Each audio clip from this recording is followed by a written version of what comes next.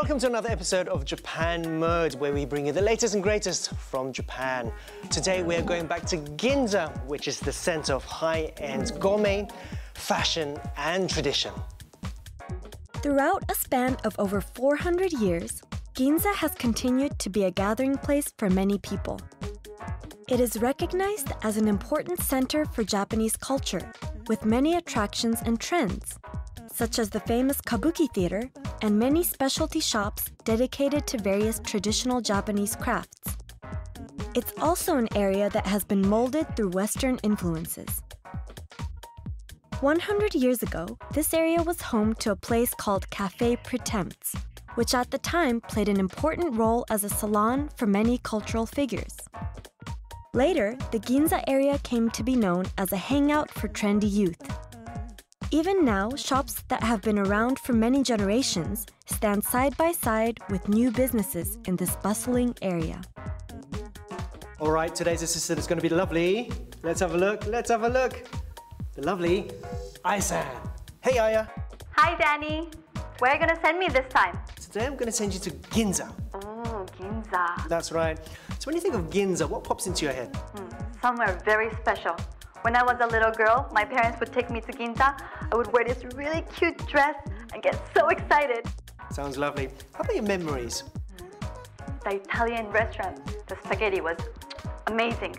So Ginza actually has a load of 3-star restaurants. To be able to run one of these stores is a really special thing, not only for chefs, but for shop owners too.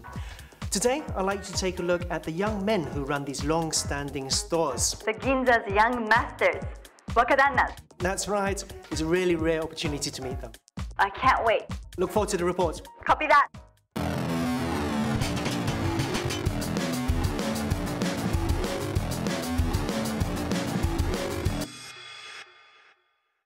Ginza is a home to many businesses that have been around for generations. Manendo is one of those businesses. I'm here at Manendo, a traditional Japanese sweet wagashi store. It was established 400 years ago. Wow, that's a long time. My mother loves wagashi, so I should get some for her. Manendo is a sweets shop that was originally founded in Kyoto about 400 years ago. This shop used to specialize in making sweets for the imperial family. However, when the emperor moved from Kyoto to Tokyo, Manendo moved as well. Even now, Manendo receives many orders from nearby kabuki actors and other famous figures.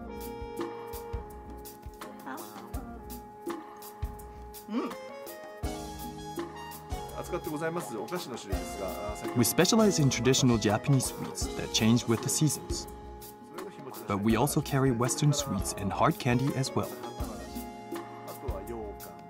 However, we are most famous for our steamed sweet called omedetou, which means congratulations. This is the oldest sweet in our record, dating in the late 1600s. So we have been making this same sweet for over 300 years. Its appearance resembles sekihan, a congratulatory red-colored rice dish made with azuki beans. So it's often used during auspicious events. Traditional Japanese sweets have zero fat, so they are a good choice for women who love sweets. Since we have been around for over 400 years, I sometimes feel a lot of pressure when it comes to continuing the family business. But as many of my predecessors have said, tradition is just a continued series of reformations. I think that if there is too much reformation, people start to change things here and there. And before you know it, the essence of the product becomes changed. Eventually, the shop loses popularity among its longtime customers, and sales drop. Because of that, I think it's important that we remain true to the original formula, especially for our traditional Japanese sweets and our specialty products, while at the same time challenging new types of sweets that, for example, use ingredients such as shochu or liquor. Not too long ago, we made a type of Japanese sweet called ryokan, using Malaysian pepper, which was a great hit among customers. We plan on continuing to challenge new ideas and formulas in the future as well. Here is the tower-shaped ryokan that was made with the Malaysian pepper. The inspiration for its shape came from a customer who had studied architecture. We believe that our specialty lies in the idea of providing people with sweets that are used for gift giving, gifts that convey a certain feeling to the receiver. Of course, we have certain traditions and regulations, but we customize the product to the situation where it will be used. For example, for congratulatory gifts, we add a noshi mark. For condolence gifts, we use black mizuhiki ribbon, while for happy events, we use red and white for the ribbon. We consult each customer about the situation of the gift and decide how to wrap it and even the type of knot to use, specifically catered for their circumstance. We try to tackle new types of sweets, as well as different preparation methods. But we believe that it's important to reduce the production amount of our specialty omedetou sweet, while keeping the quality the same as it has always been.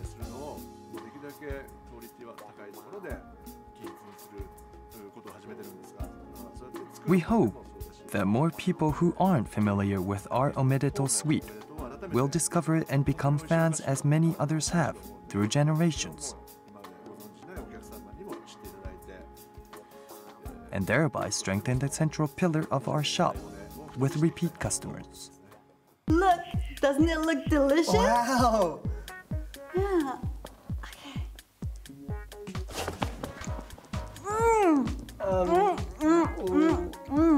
How about I'd love Yummy. Try- This is really good. You should go buy it now.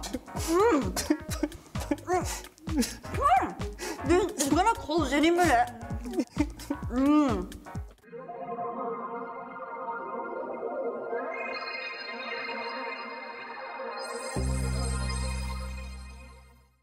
Here is a cafe where you can order Mannendo's sweets during certain limited periods of time. Uogashi Meicha's Ginza. It's a place that introduces the world of tea to its customers. Hello, how are you doing today? Good, thank you. This is Japanese sake. It's a welcome drink. Sake? Sake, yes. In a tea shop? Yes. This is welcome drink. Oh. So it's just for the relaxing and then more like get the calm. It's like our welcome. Okay. I'll try some.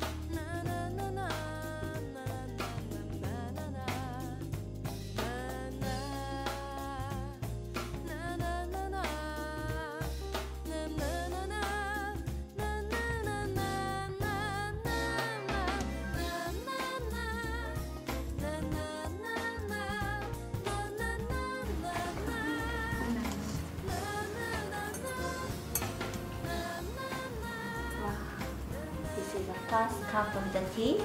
First cup of the tea. Yeah, you're gonna get the 2 cups of the tea. Oh, really? First one is more first pour, Huh? and then you're gonna get the Japanese sweets after this, and then you're gonna get the second tea. It's Okay. a course.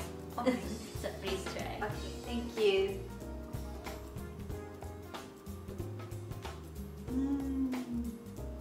Very good. This is Japanese sweets from the Mannendo.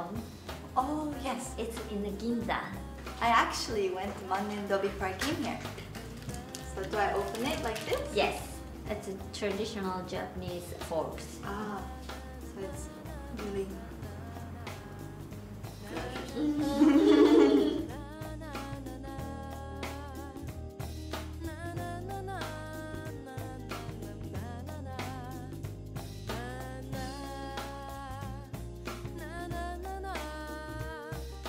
So before you're gonna finish, This is the second cups of the tea. We say misenme. The second pour of the tea. It's the same tea you just had, but the second flush, so it tastes a little bit different. So please compare the.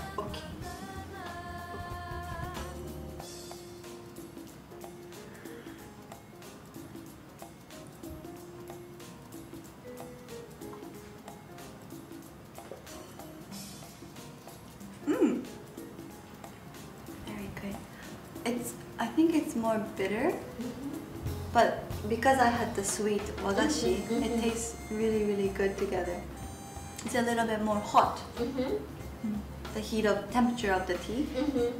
We're using a little hotter hot water compared to the first one.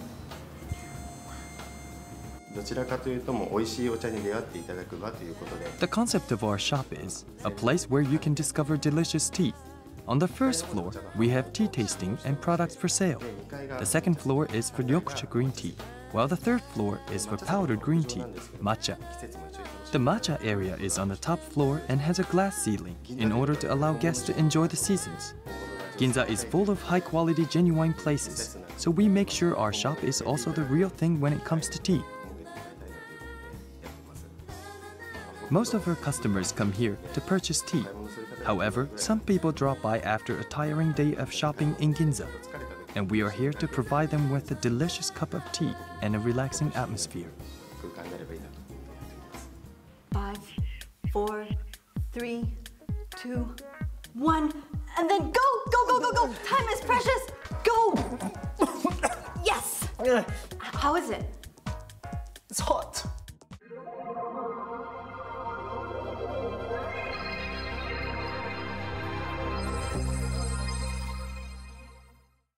Behind the Mitsukoshi in Ginza is another long-standing business, Ginza Motoji.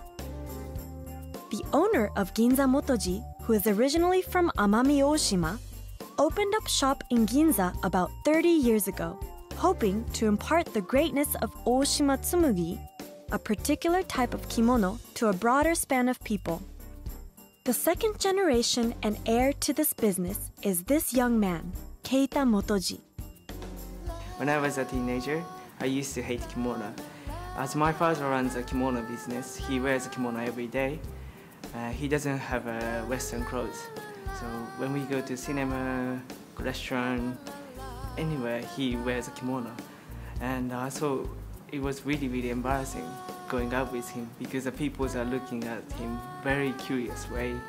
So I hated kimono.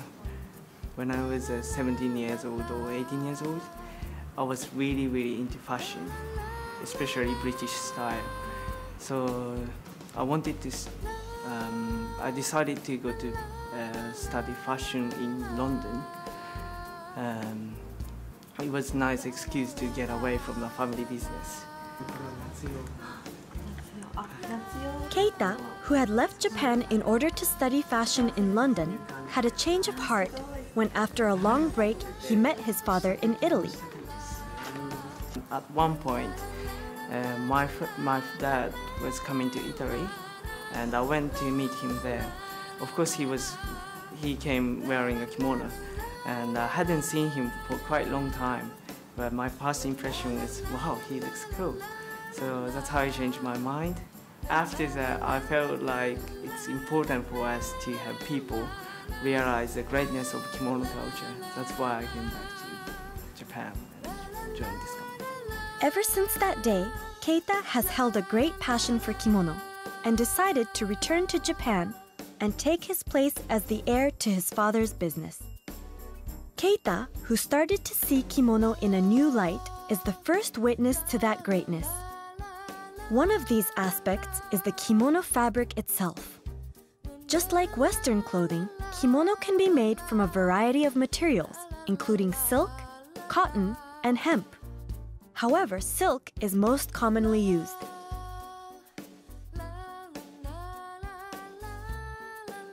Silk is woven from the material extracted from the cocoon of the silkworm that has been thinly spun. The items at Ginza Motoji have been made using the finest quality raw materials.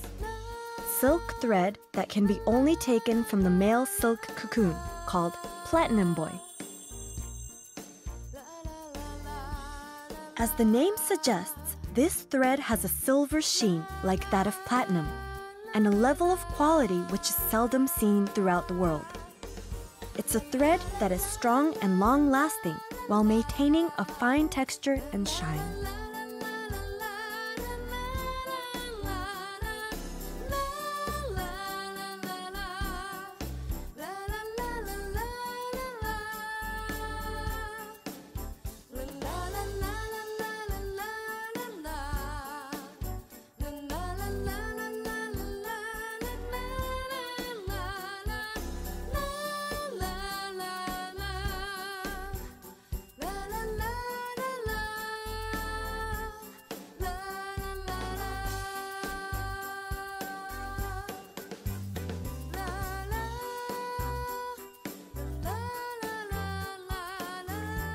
People should be able to wear kimono for fun and more casually. I hope that many people come and visit our store to explore amazing tradition. What do you think? You look amazing. You look like a real wakadana. Oh, thank you. Ooh, in fact, you should open a store in Ginza. Store in Ginza? Yes. What sort of store? Okay, kimono, Kimono. and glasses. Okay, we can glass. design the glasses in kimono. Glasses for dolls. Oh, remember this? You can decorate your Decorations kimono for with, dolls. Yeah, okay, well, dolls. Then the clothes with the kimono that decorates, and then you could put it on. Oh, that would be exciting. Put Let's the kimono move on and to Beauty V. put it together. Coming up on the next episode of Japan Mode,